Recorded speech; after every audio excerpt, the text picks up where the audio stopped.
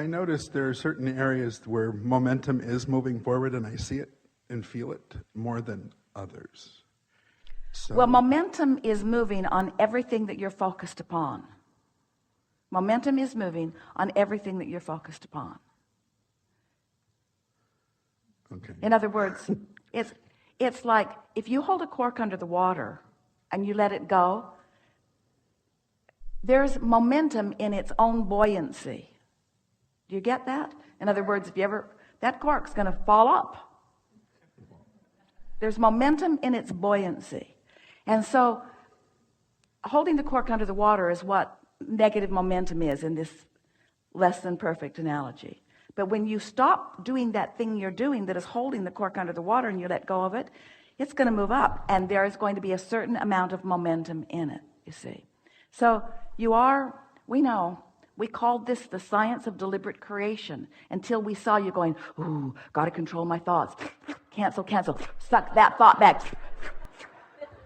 And then we explained there is no sucking it back, there's just not spewing it forward anymore. In other words, it's like imagine yourself moving through this clear space and this red inky mist is spewing out of you with every negative thought. And suddenly, well, not suddenly, gradually, eventually, occasionally, you don't spew it. And so it dissipates. But if you keep spewing it, then there's always red inky mist in front of you. But if you stop spewing it, then there isn't. And so it's a progressive thing. You just get better and better at it. Can I ask one other little? Yeah. And this is a 10-second thing. In terms of, he's warning us that he's going to start a momentum. it's okay. There's no momentum. It's one of the areas that I noticed not any movement. Well, then let's add momentum to the not movement of this area. I get it. Okay, but it's part of. In other words, let's not. I get it. You be selective sifters and think about the things that you want to add momentum to. Do you get it that whatever you're focused upon, you are adding momentum to?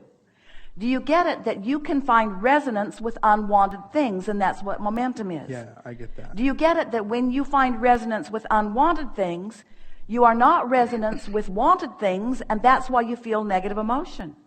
Isn't it lovely to have a guidance system that's letting you know incrementally what you're doing so that you can just start fresh today, do your best? Esther said to us, Abraham, I refuse to accept that I have to wait clear until tomorrow to get positive momentum going again.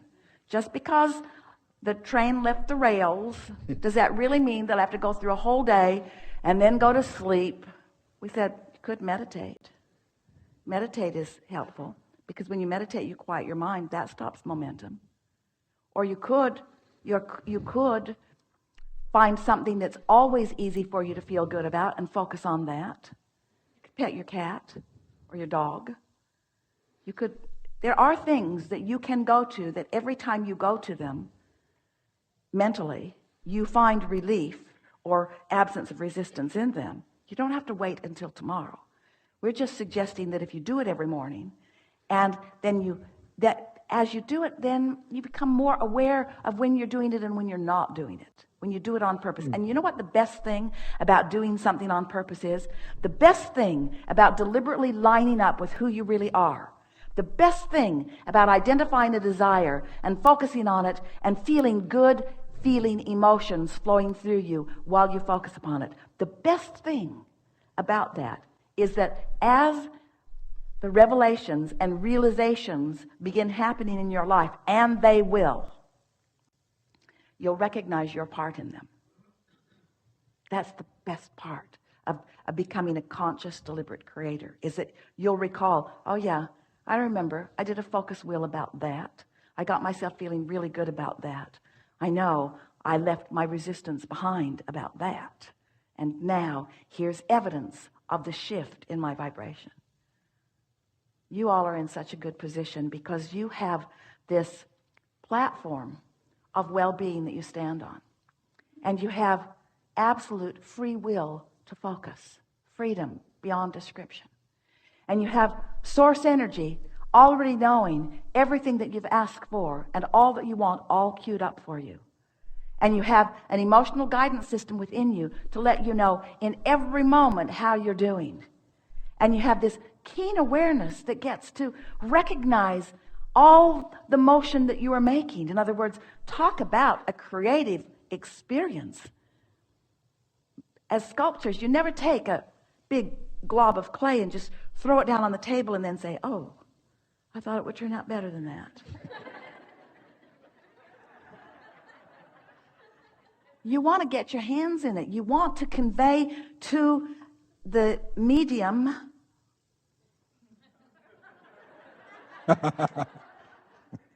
your idea of how you would like it to look. And so this is an exercise of positive creativity. You're not here being challenged or tested. You're here with every resource imaginable. And when we say that, we could not mean it more. Every resource imaginable there for you to focus toward what matters to you. So when you focus and you just feel sort of good, and you acknowledge, I just feel sort of good, and then you stay focused on it a little longer until you really feel your juices begin to flow, and then you're really feeling your juices begin to flow until you actually are finding yourself feeling excited about the idea of it. And then manifestations start happening to help you to realize it even further. You begin to feel exactly as you are, like the most blessed being in all of the universe, with all of these resources flowing to you and through you. But you've got to adjust to the stream of the resources. If you summon more than you're up to speed with, it's a little jerky. If you summon more than you allow, you have a really rough ride. If you don't summon as much as you're up to speed with, you feel lethargy and boredom. In other words, you're the one that gets to decide how it is, and you get to decide it not just every morning, you get to decide it all day, every day. You get to decide it in every encounter that you have with every person. You get to decide it in every thought that wafts into your consciousness. You get to decide. We're watching Esther now, and she's discovering a thought will begin to just waft into her consciousness, and she will contemplate the thought and acknowledge, is this a thought that I want to increase momentum on or decrease momentum on? And just like that, she's able to change the subject in her own mind. This is a new understanding. This is law of attraction at its most advanced understanding, you see.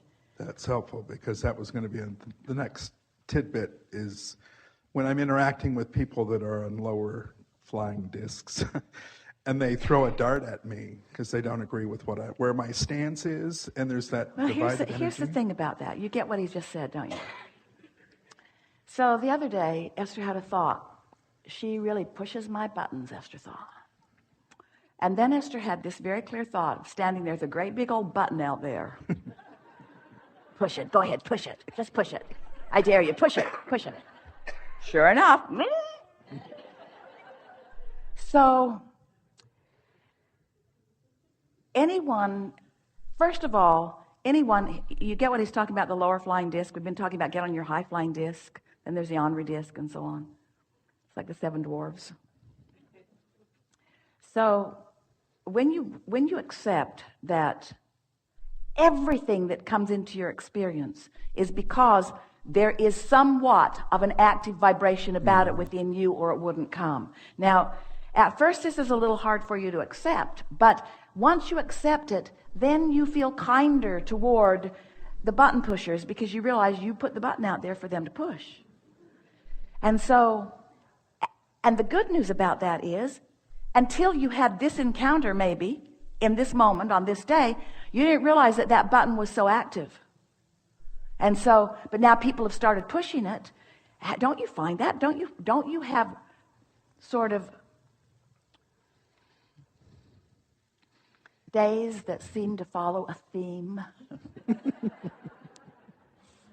Aren't there just days that follow a theme? You didn't realize you had that theme button out there, but so many people just walked in and said, oh, boom, oh, boom, oh, boom.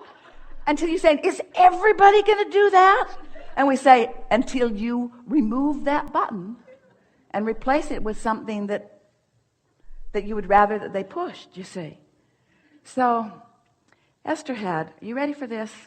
Leading edge creators. At her on the leading edge. Understanding law of attraction, you are. Can you feel the advancement in the understanding of law of attraction in this conversation? So Esther has been doing a process. In fact, she's putting together some booklets to make available for you in case you want to follow her morning ritual. She's been doing it for a while and loving the experience of it. So the process, at one point, she comes to this place where she takes 12 people that she's likely to interact with today and calls them her dominant co-creative partners. And it's a range of different people. Some that she works with, some that she's family with, some that she's friends with, some that she's likely to run into in a professional way in some way today because there's a meeting. So she just lists the top 12 for today, and then she began just sitting to make a list of positive aspects. And what she began to notice, she was writing things because her reason for wanting to write these positive aspects is because she's wanting to tune herself to the best of them. Makes sense, doesn't it? So she's finding herself writing things like steady, hard worker, efficient, effective. She did this for a week and then for another week, different people. And then she had a thought one morning. It sort of just wafted in from her vortex, and she realized she wants to put fun. She wants to put understands their worthiness. She wants to put experiences unconditional love. And it made her realize that she was, with all of her well-intentioned process, she was actually evoking from them some of the very things that she doesn't want to be evoked from her. In other words, are you following this a little bit? Mm-hmm. Yes, it's virtuous to be hardworking and diligent and all of that. But aren't we talking about something different here? Aren't we talking about allowing the well-being that is you? In other words, and then Esther thought, as an employer, of course she's wanting that from people who are working with her. But are those the most important things that she's wanting from them, or are they far down on the list? Are they things that are being offered anyway? What is it that Esther wants to evoke from those with whom she is interacting? And this came on the heels of a conversation that we've been having about unconditional love, about how you look out into the world and you notice a condition, let's say a good one, and then you have a good feeling response to that condition. And so, because you like to feel good, now you look out into the world for other good feeling conditions. And sometimes as you look out there for those conditions, you find a not good feeling condition. And now it feels to you like the condition needs to change so that you can feel good. And we say, isn't that the perfect definition of conditional love?